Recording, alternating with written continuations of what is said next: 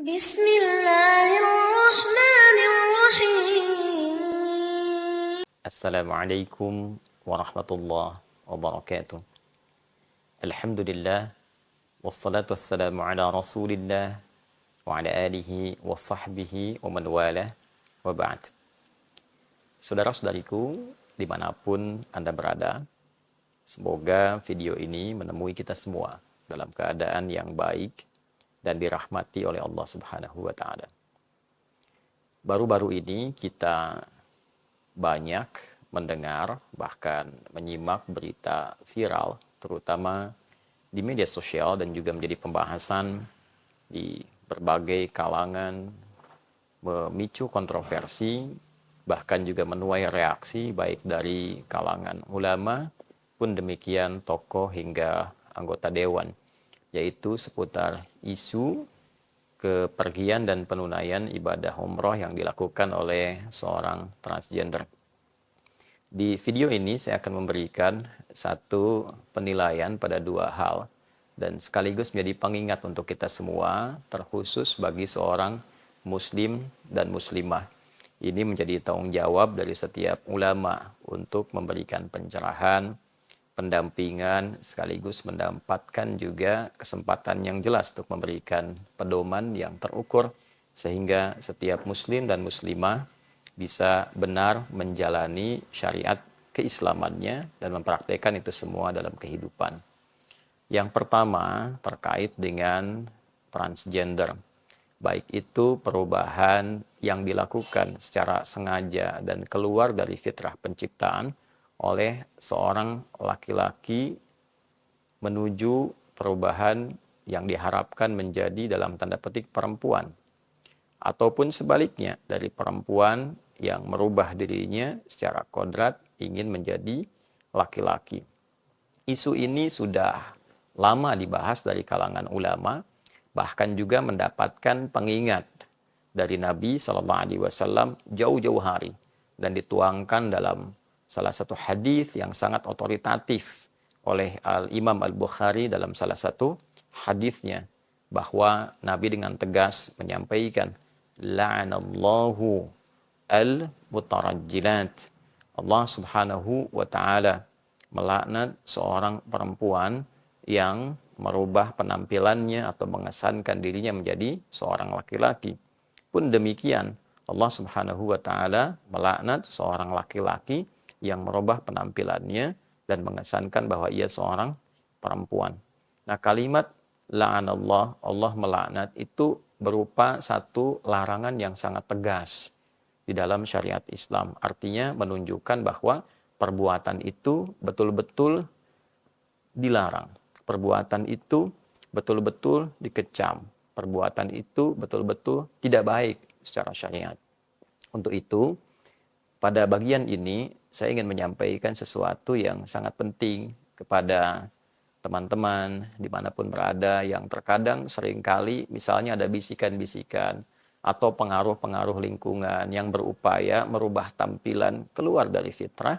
Maka saya menyarankan, mumpung masih ada kesempatan sebelum kita kembali kepada Allah Subhanahu wa Ta'ala. Karena pada akhirnya semua pengaruh itu, semua ajakan, semua bisikan tidak akan pernah memberikan pertolongan, tidak akan pernah memberikan dampak baik kepada kita semua saat kita kembali kepada Allah dan dihisab sendirian.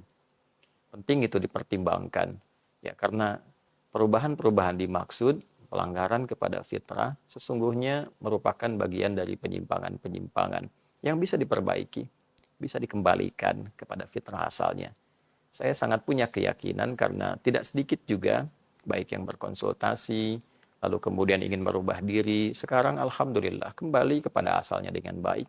Laki-laki kembali menjadi laki-laki yang normal, perempuan kembali menjadi perempuan yang normal, menjalani kehidupan yang baik. Dan patut juga diketahui bahwa segala sesuatu, tindakan, perilaku yang berupaya merubah fitrah itu akan selalu melahirkan satu kontroversi, yang kedua ketidaknyamanan dalam seluruh aktivitas kehidupan. Laki-laki yang memaksakan diri menjadi perempuan, pasti kehidupannya akan jadi kontroversi, ketidaknyamanan akan dialami, memaksakan diri berumah tangga pun akan menemukan banyak kendala, menemukan banyak persoalan. Nah, ini yang penting sekali untuk diingat, untuk menyadarkan diri. Jika apa yang kita lakukan selalu ada persoalan, ada masalah, kontroversi, bahkan menyalahi hukum umum yang terjadi dan membuat kita tidak nyaman, artinya ada sesuatu yang mesti kita perbaiki. Yang kedua, terkait dengan penunaian umrah. Ini saya bagi kepada 3 bagian utama. Yang pertama, untuk hukum tentu tidak sah. Saya ulangi, untuk hukum tentu tidak sah umrahnya. Sangat jelas diketahui bahwa dari segi untuk mikot saja, mikot itu mengenakan pakaian ihram kemudian berniat di tempat kita yang telah ditentukan oleh Nabi SAW untuk berniat. Ya, seperti kalau dari Madinah ada Bir Ali atau Dzul Hulaifah, dan di tempat-tempat yang lainnya ada di Tan'im. Dalam mikot itu kita mengenakan pakaian khusus untuk berumrah. Lantas kemudian kita baru berniat, ya, masuk masjid, tunaikan sholat 2 rakaat, ataupun tidak harus menunaikan sholat, kemudian kita berniat. Nah, syarat mengenakan pakaian ihram ini tidak terpenuhi oleh laki-laki yang berupaya mengganti dirinya menjadi perempuan. Pakaiannya sudah salah. Kalau perempuan berupaya menjadi laki-laki juga auratnya terbuka. Pakaian sudah keliru, sudah melanggar ketentuan syariat. Jadi jelas dari segi penunaian hukum tidak sah untuk dilakukan. Yang kedua, sangat berpotensi melahirkan dosa. Nah, ini yang harus diketahui dengan sangat komprehensif, sangat menyeluruh, bahwa peluang-peluang alih-alih mendapatkan pahala dan penunaian kebaikan justru yang banyak dihasilkan itu kontroversi dan dosa. Ya, bagaimana bisa Anda bayangkan seorang laki-laki menyatu dengan perempuan? Ya, lalu mungkin juga dalam kondisi-kondisi yang aurat-aurat tertentu bisa tersingkap di kalangan lawan jenis, gitu ya. Kemudian juga bisa menimbulkan fitnah. Nah, ini yang paling berbahaya. Nah, jadi alih-alih mendapatkan pahala, bisa berpotensi juga melahirkan dosa.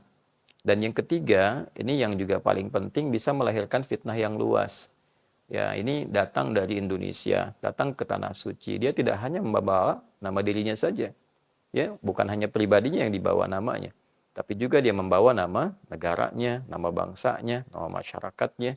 Bisa dibayangkan bila kemudian diketahui ada transgender dari Indonesia dan diketahui pemerintahan setempat, lalu kemudian mendapatkan penilaian, hukuman, dan sebagainya, tentu yang repot juga akan negaranya, masyarakat kita juga, dan juga penilaian dari negara-negara lain. Kan?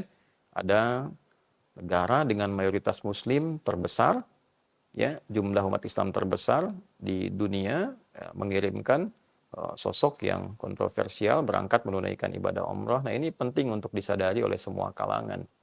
Karena itu, yang pertama, saya mendoakan semoga kita semua senantiasa dilindungi oleh Allah Subhanahu wa taala. Nah, perlindungan dari Allah itu butuh respon kita untuk cepat meraihnya, mendekati Allah.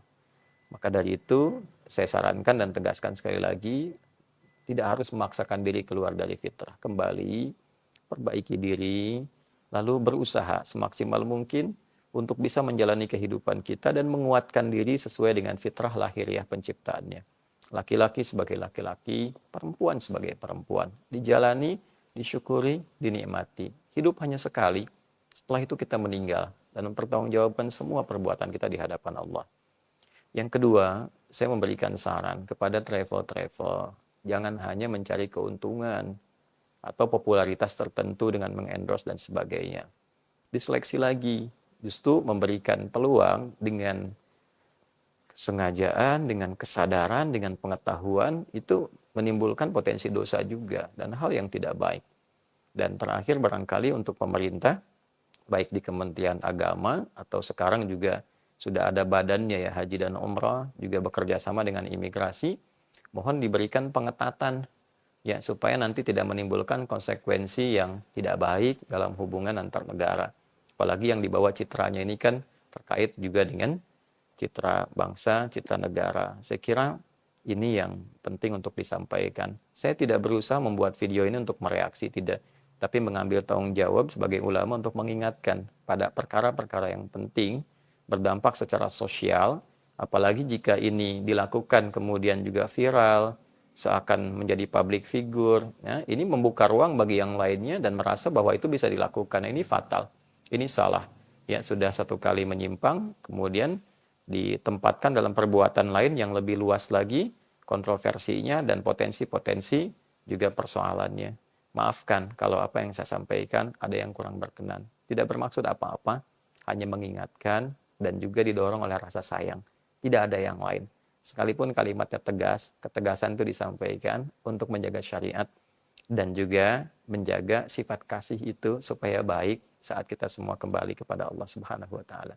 Terima kasih. Mohon saya dimaafkan. Semoga bermanfaat. Assalamualaikum warahmatullahi wabarakatuh.